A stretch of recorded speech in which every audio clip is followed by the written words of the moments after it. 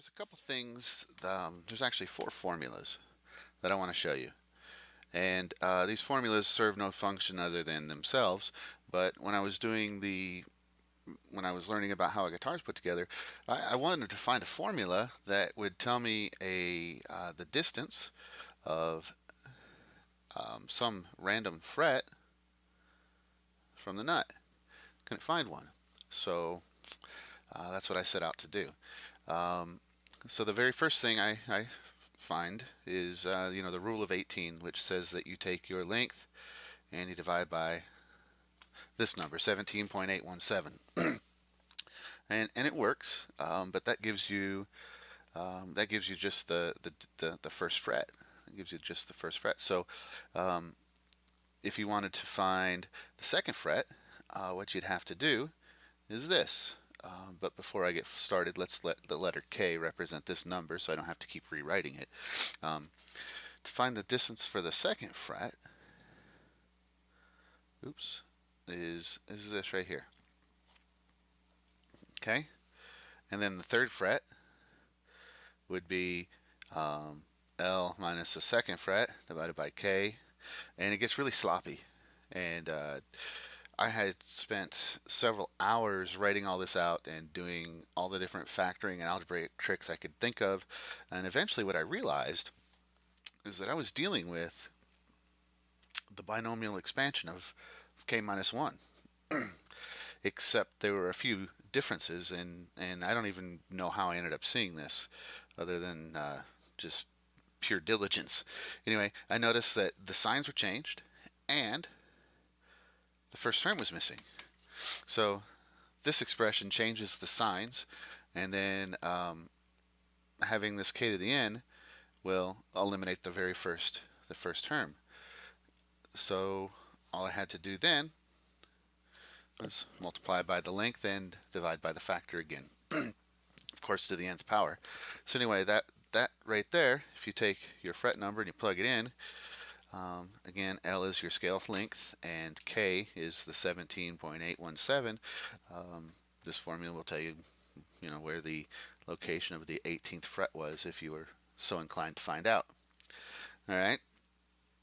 Now, I was curious as to where the 17.817 comes from.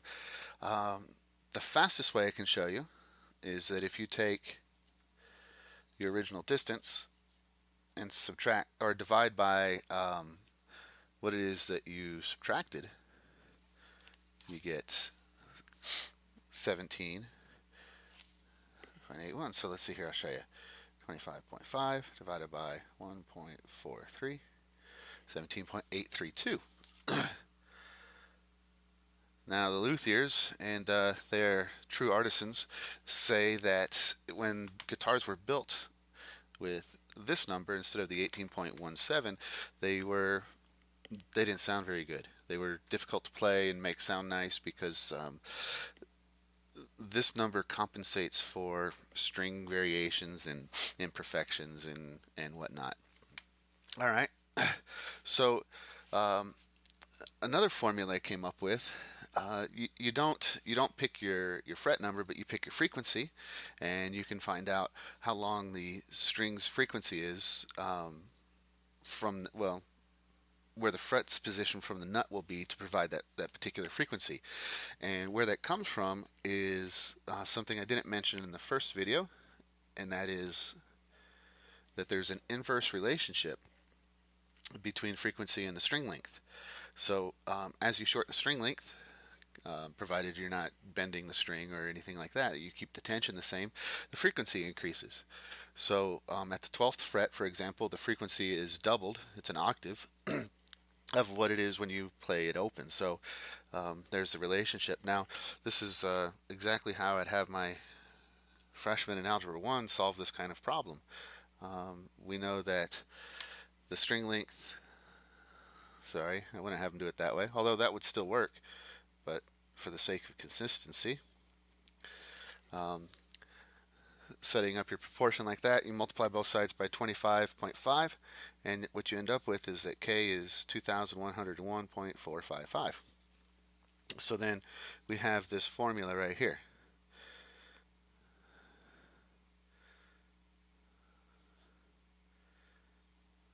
Okay. Um, Now, if I wanted to find the second string, or the second note, I have 87.31 equals 2101 divided by the length that I don't know. So if I take this and flip everything over, raise it to the power of 1, a little easier to solve. I really don't like when students are taught to cross multiply and divide because it pays no attention to order of operations, and the moment that a equation looked like this instead, they're completely screwed, even though it's exactly the same thing going on. Anyway, off my soapbox. When I when I multiply both sides now, I get 24.069 blah blah blah is equal to the length. So to figure out the distance from the nut, I'd have to subtract the original. So here's the formula. Take the original length, take your 2101, divide that by the frequency of the note that you're interested in. And so this will give you the distance to the fret that makes that particular note. All right, onward and upward.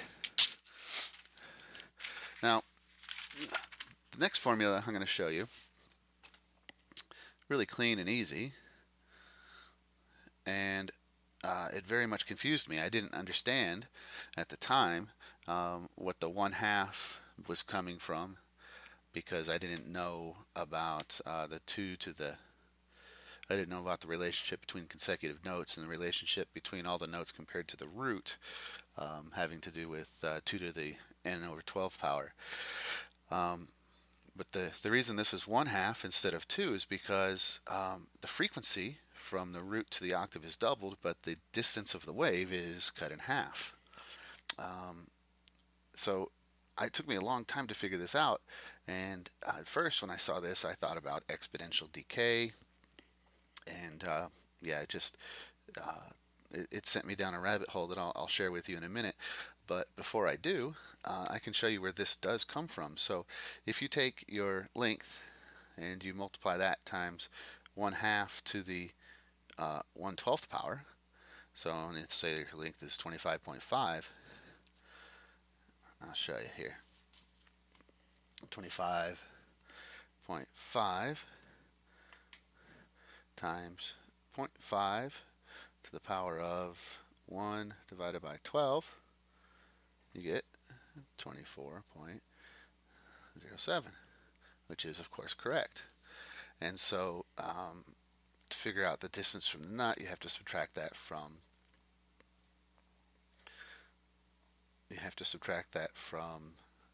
the original length. So the difference between this and this is just that they factored out the L. All right. Now, for the next one, it took me quite a while to walk you through it, but so I'm going to do it on paper, and I'm going to speed up the video, and then I'll show you a printed version of what I did afterwards. But the formula I ended up coming up with was that the string length as a function of the fret number is the length times e to the negative 0.0577 times n. And the thing that was kind of interesting is 2 to the 1/12 power is pretty much the same thing as this. Alright, so here's the video.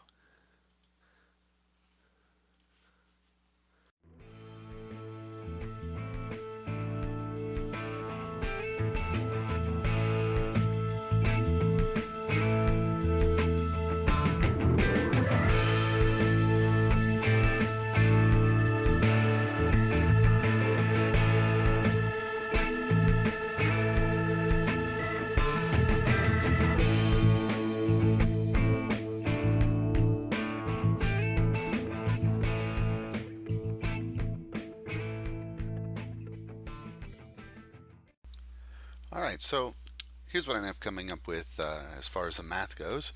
I came up with four different formulas. They all work, and I think that's pretty neat. So here's the first one I came up with, and I did it without any knowledge of how the music scales put together, and then this one here comes from just using the inverse or the inversely proportional relationship between the length of the string and the frequency, and then let's see here. This one comes directly from the way in which the music scale is built, and then this one I used a little bit of calculus to come up with.